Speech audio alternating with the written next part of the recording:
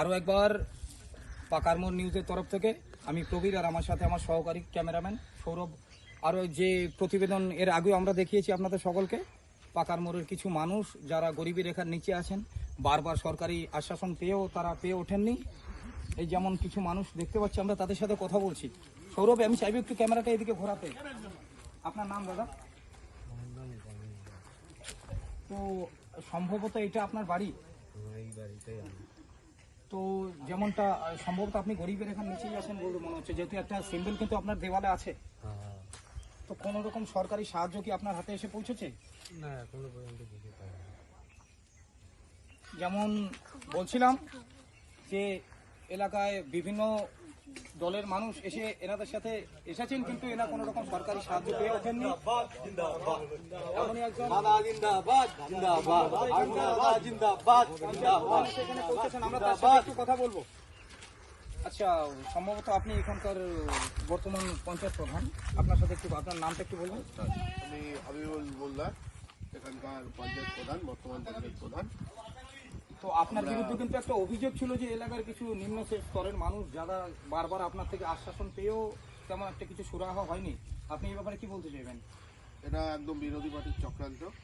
আমরা প্রতি সপ্তাহে কিছু কিছু গরিব মানুষদের বস্ত্র প্রদান করে থাকি, এই শীতে যাতে তাদের কষ্ট না হয়। তো ইতিমধ্যে আমরা এই এখানে কিন্তু আরো কিছু মানুষ সম্ভবত আমাদের দাদা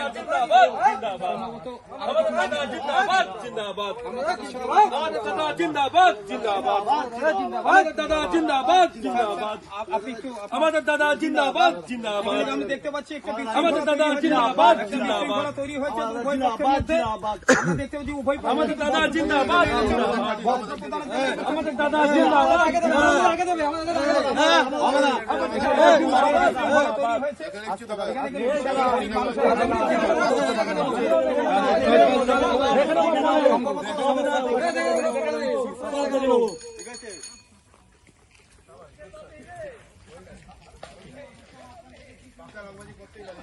আমরা যেটা দেখলাম, বারবার আশ্বাসন পেয়ে বিভিন্ন রাজনৈতিক দলের পক্ষ থেকে গরিব মানুষগুলোকে কিন্তু শুধু আর শুধু আশ্বাসন পেয়েছেন, কোন রকম সরকারি সাহায্য তারা পেয়ে ওঠেননি। আরো একবার কিন্তু ক্যামেরা সরাসরি আপনাদের সকলকে সেটা দেখালাম যে এলাকার কিছু নিম্ন স্তরের মানুষ সমস্ত রাজনৈতিক দলের চক্রান্তের শিকার হচ্ছেন। তারাও উভয় পক্ষই কিন্তু শীত বস্ত্র নিয়ে উপস্থিত হলেন, কিন্তু